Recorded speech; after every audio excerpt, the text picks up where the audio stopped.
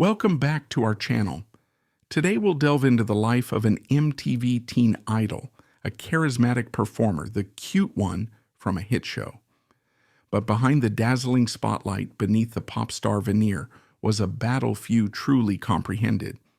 A relentless, unseen war waged within his own body. He is Michael Cuccione, a singer, an actor, and above all, a tireless crusader whose fight against cancer became a beacon of hope for countless others. His journey is a breathtaking testament to the power of the human spirit, a reminder that true heroism isn't measured in years, but in the unwavering strength of a heart determined to make a difference. Prepare to be moved, for Michael's legacy shines brighter than any stage light, enduring long after the music fades. To truly understand Michael Cuccione, we must first transport ourselves to the mid-1990s. It was a time of burgeoning pop culture, with boy bands dominating the music scene and teen-focused television shows capturing the imaginations of young audiences. Yet, for some, childhood was abruptly interrupted by stark, life-altering realities. Michael James Cuccione was born on January 5, 1985, in Burnaby, British Columbia, Canada, and raised in nearby Coquitlam. By all accounts, he was a bright, energetic, and outwardly normal child, full of the boundless potential that defines youth. He loved to sing, dance, and act, already showing glimmers of the performer he would become. His family, close-knit and supportive, cherished his vibrant spirit. However, in July 1994, just shy of his 10th birthday, Michael's world, and that of his family, was irrevocably changed. He was diagnosed with stage 2 A. Hodgkin's lymphoma, a form of cancer affecting the lymph nodes. This was a brutal blow, a stark and terrifying reality for a 9-year-old boy. What followed was an aggressive 6-month course of chemotherapy. The treatments were grueling, filled with nausea, fatigue, and the frightening side effects that come with such powerful drugs. For any child, this would be an unimaginable ordeal. Yet, even at such a tender age, Michael faced it with a resilience that would become his hallmark. He fought valiantly, and by the end of the treatment, he was declared cancer-free. A moment of immense relief, a triumph in a young life already marked by such profound struggle. But the reprieve, tragically, was short-lived. Just 6 months later, in the summer of 1995, a routine checkup revealed the devastating news. Michael's cancer had returned, and this time it was far more aggressive. It had metastasized to his lungs, posing an even graver threat.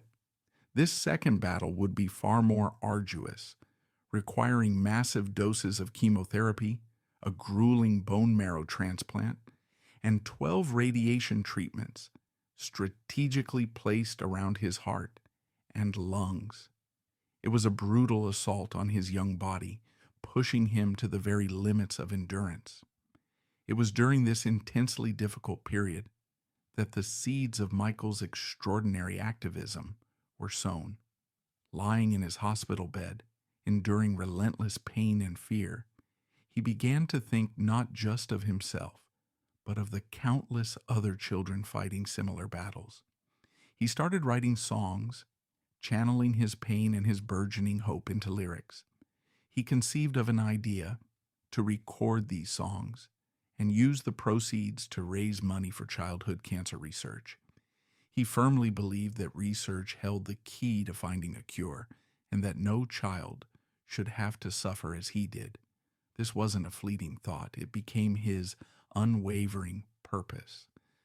At such a young age, he transformed his personal tragedy into a profound mission, demonstrating a maturity and altruism far beyond his years. This was the true genesis of Michael Cuccione, the activist, a young boy determined to make a difference.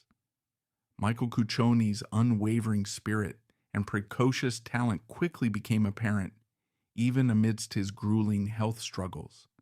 Having endured the second, more aggressive round of cancer treatment, including the bone marrow transplant, he was once again declared cancer-free. However, the intensive treatments had left him with permanent lung and respiratory problems, a constant reminder of the battles he had fought. Despite these physical challenges, Michael refused to be defined by his illness. Instead, he channeled his energy into his newfound mission, advocating for childhood cancer research. He recorded a 5-song CD titled "Make a Difference," pouring his heart and soul into every track. He co-authored a book with his grandmother, There Are Survivors, the Michael Cuccione story, sharing his incredibly personal journey with the disease. These endeavors weren't just personal projects, they were powerful fundraising tools, and his efforts quickly began to gain attention. He made numerous in-person appearances on television, radio, at schools and hospitals. His articulate voice and inspiring message touching countless lives. His mantra, "One person can only do so much, but together we can make a difference," resonated deeply. He eventually raised a remarkable 500,000 Canadian dollars for cancer research, which was donated to British Columbia's Children's Hospital. This was not just a child's charity effort. It was a significant, impactful campaign driven by pure, unselfish dedication. His passion for performing, which had simmered since childhood, also began to flourish.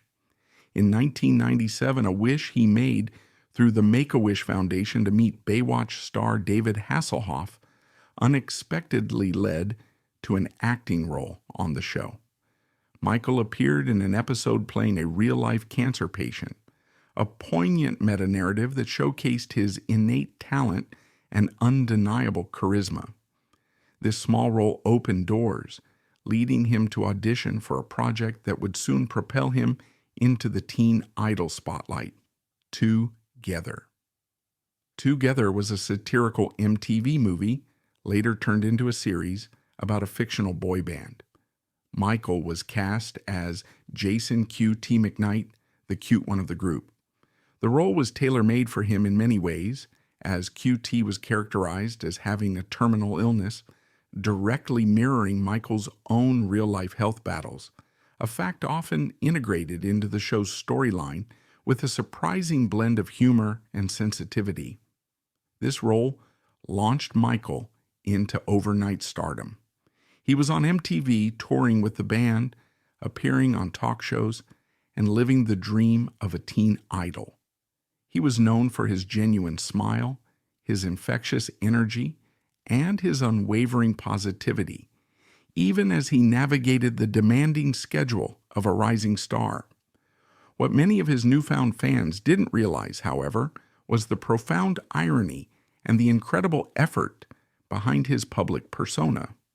While his character QT faced a fictional terminal illness, Michael himself was living with the severe permanent respiratory complications from his past cancer treatments. He would often need an oxygen tank on set, discreetly hidden from cameras, or take breaks to manage his breathing difficulties. His fellow cast members, who quickly became like family, were acutely aware of the courage he displayed every single day. They witnessed firsthand his determination to perform, to make people laugh, and to continue his advocacy, all while battling a silent, persistent physical struggle. His rise to fame wasn't just about talent. It was a testament to his indomitable will and his profound desire to use his platform for a greater purpose, to shine a light on childhood cancer research. The world saw Michael Cuccione as QT, the charming, perpetually optimistic member of 2G plus Her, singing catchy pop songs and gracing magazine covers. But behind the scenes of his burgeoning career lay a reality far more complex and challenging than any Hollywood script. Michael's fame, while a dream come true for a young performer, also became a very public stage for his quiet, unyielding battle with the long-term effects of his cancer treatments. His permanent lung and respiratory problems were a constant companion. While on tour or filming the Together series, the demands were immense. Long hours, strenuous choreography, and relentless travel put an enormous strain on his already compromised system. There are numerous anecdotes from his castmates and crew that paint a vivid picture of his quiet perseverance. Evan Farmer, who played Jerry O'Keefe in 2G plus Her, often spoke about Michael's incredible work ethic and positive attitude. He recalled how Michael would sometimes excuse himself from rehearsals, quietly stepping off set to use his oxygen tank, out of sight of cameras and most onlookers. He never complained. He never sought sympathy. Instead, he would return moments later, ready to jump back into choreography, a determined smile on his face. This wasn't just resilience. It was a profound testament to his commitment to his work, and more importantly, to his mission. He understood that his visibility with 2GE plus Her was an invaluable platform for his cancer advocacy. One particularly poignant incident occurred during a filming break. Michael, ever thoughtful, noticed a young fan on set who was also battling cancer. Despite his own fatigue and the need to rest, he went out of his way to spend time with the child, sharing words of encouragement, signing autographs, and simply making the child feel seen and understood. For Michael, every interaction was an opportunity to connect, to inspire, and to remind others that they were not alone in their fight. This dedication to others often came at a significant personal cost to his own limited energy reserves. His grandmother, Gloria Cuccione, who was a cornerstone of his support system and co-authored his book, frequently spoke of Michael's profound maturity. She recalled moments when he would confide in her about the physical pain, the frustration of his limitations, but always circling back to his fervent desire to help other children. He carried the emotional weight of his own journey and the journeys of countless other young cancer patients on his slender shoulders. He was acutely aware of the fragility of life, an understanding rarely found in someone so young. The public didn't see the frequent medical checkups, the silent struggles for breath, or the moments of exhaustion that plagued him off camera. They saw the cute one, the aspiring pop star.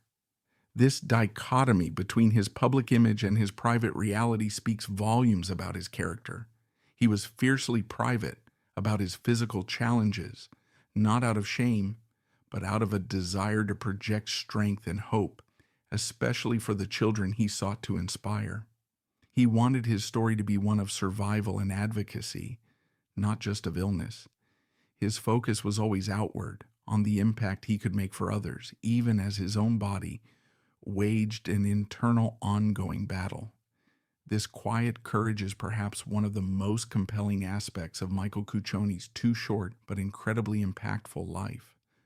While Michael Cuccione's rise to teen idol status with 2GE+, Her brought him widespread recognition, it was his unwavering dedication to childhood cancer research and advocacy that truly defined his legacy. For Michael, fame was not an end in itself, it was a means to an end, a megaphone to amplify a message that transcended pop culture. He never lost sight of his core mission, even as he navigated the demanding world of entertainment. His activism wasn't merely a hobby, it was a deeply personal crusade born from his own harrowing experiences. He was articulate and passionate, able to convey the urgency of his cause with a sincerity that few adults could match. He recognized that while he had survived his own battles with cancer, the journey was far from over for countless other children. He was acutely aware that the treatments that saved his life had also left him with severe lifelong complications, underscoring the critical need for less toxic, more effective therapies. One of his most significant and enduring contributions was the establishment of the Michael Cuccione Foundation for Cancer Research. This wasn't a celebrity-endorsed initiative from afar. It was a grassroots organization founded by Michael himself, with the clear mission of funding crucial research. He tirelessly organized fundraising events, from benefit concerts to appearances at galas, always present, always speaking from the heart. His message was simple yet powerful. One person can only do so much, but together we can make a difference. This became the Foundation's motto, inspiring countless individuals to join his cause. Michael's vision was remarkably far-sighted for someone so young. He believed that the key to finding a cure lay in supporting the brightest minds in science. He famously raised enough funds to establish 2 lifetime endowments for scientists at BC Children's Hospital's Research Institute. These endowments were designed to give promising young researchers the opportunity to train and become the future leaders in childhood cancer research. This wasn't about quick fixes. It was about investing in the long-term future, ensuring that the fight against childhood cancer would continue with dedicated, brilliant minds. His influence extended beyond fundraising. He became a powerful voice for awareness, making countless appearances in schools, hospitals, and public forums. He didn't shy away from sharing his personal story, his vulnerability serving as his greatest strength. He gave moving speeches, captivating audiences with his honesty about the pain, fear, and hope that characterized a childhood with cancer. He encouraged children battling the disease to stay positive, to never give up, and to believe in the power of hope and collective action. His direct appeals, coming from a peer who truly understood their struggle, resonated in a way that no adult's message could. The impact of his activism was felt not just in Canada, but internationally. His Make a Difference CD sold well, his book touched many hearts, and his public profile with MTV's 2G Plus Her brought unprecedented attention to the often underfunded area of pediatric cancer research.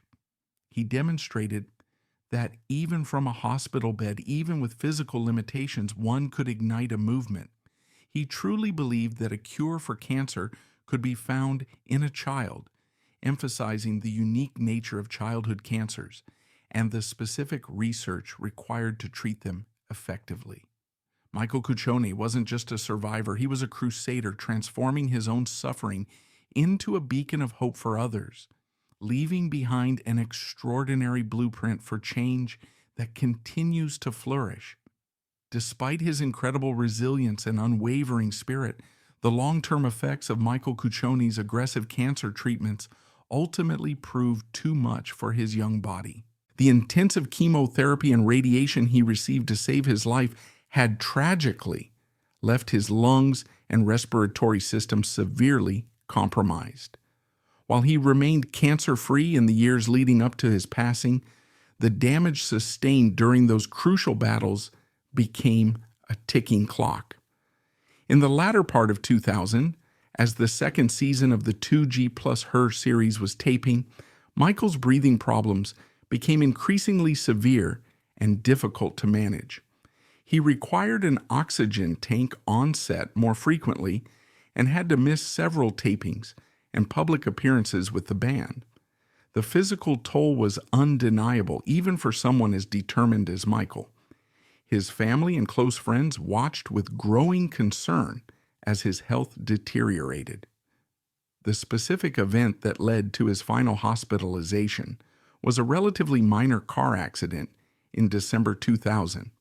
While the accident itself was not life-threatening, it was enough to trigger a rapid decline in his fragile respiratory system. He developed pneumonia, a common and often manageable infection, but for Michael, whose lungs were already severely weakened, it became a critical threat. On December 4th, 2000, he was admitted to the hospital, and his condition quickly worsened. He spent the remainder of his life on a ventilator, fighting for every breath. Michael Cuccione spent his final Christmas, New Year's, and his 16th birthday, which was on January 5th, 2001, in the hospital, connected to life support. It was a heart-wrenching period for his family, who remained by his side, witnessing the painful end of a life so vibrant and full of promise.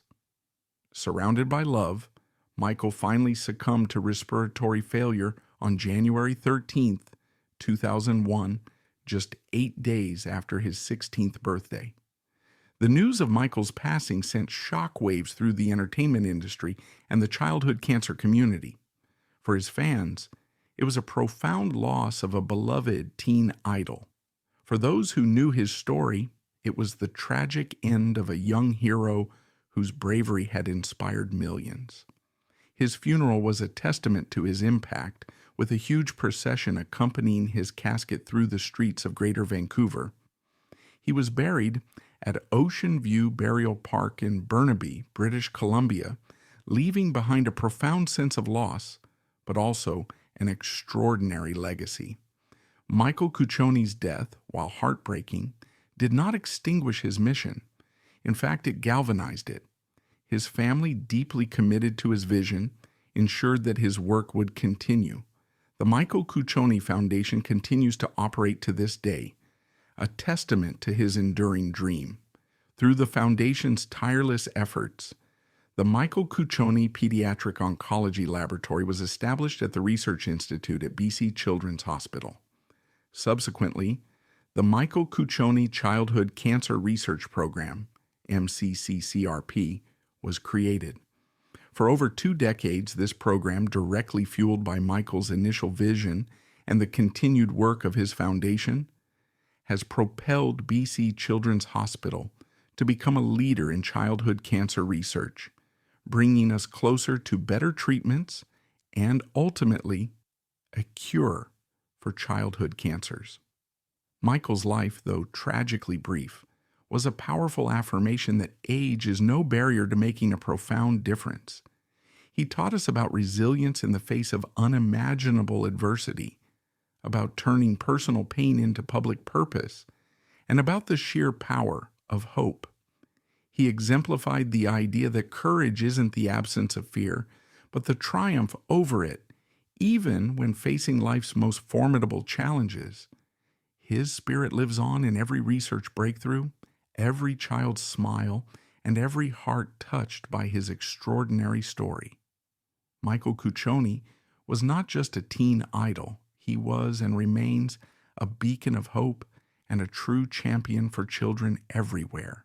Its profound quiet, its constant grounding connection to the earth, the physical labor of maintaining the property, it was all part of his self-prescribed treatment.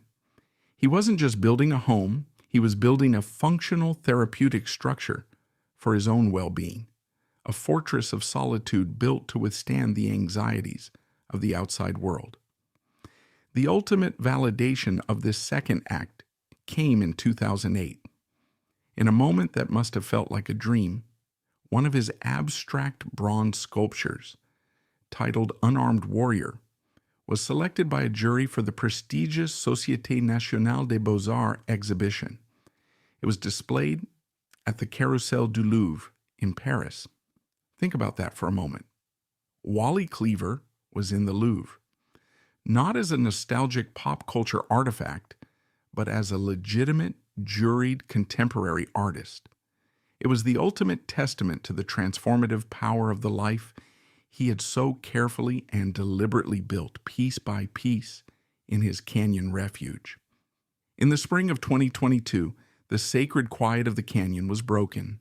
The family announced that Tony's liver cancer, a private battle he had fought before, had returned.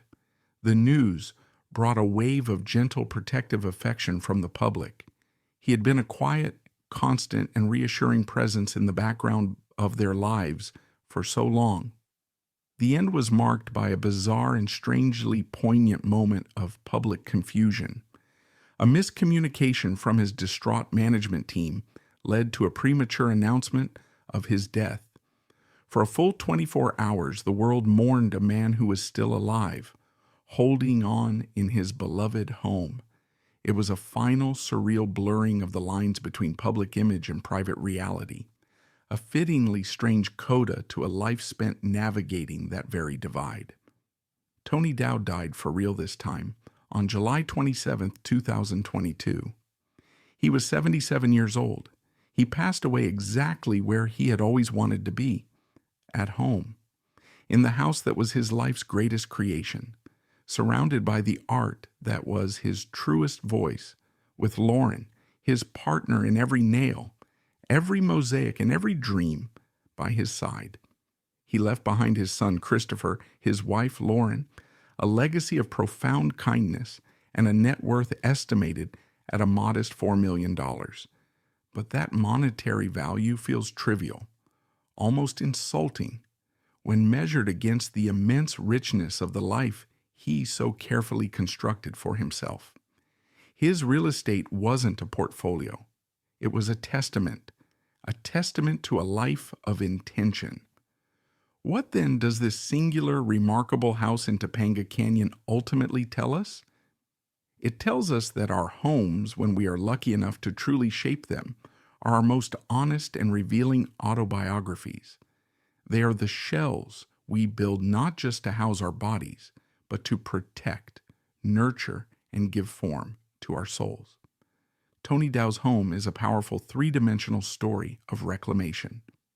It's the story of a man who was handed a script on his first day of work and spent the next 60 years quietly, diligently, and beautifully writing his own. The last light to turn off in that house wasn't just the extinguishing of a lamp. It was the closing of a chapter on a uniquely American life. A life spent gracefully escaping one iconic fictional house in order to build another, far more meaningful one. He never rejected Wally Cleaver, but he refused to be imprisoned by him. He simply built walls, real walls of wood and stone and love, strong enough to contain a much larger, more complex, and more beautiful truth. He built a home that finally allowed him to be simply Tony, a builder, a husband, an artist, a warrior, unarmed, and finally peacefully at home. And that's all for today's video. Don't forget to leave a like, comment your thoughts, and subscribe so you'll always be in the loop. Thanks for watching.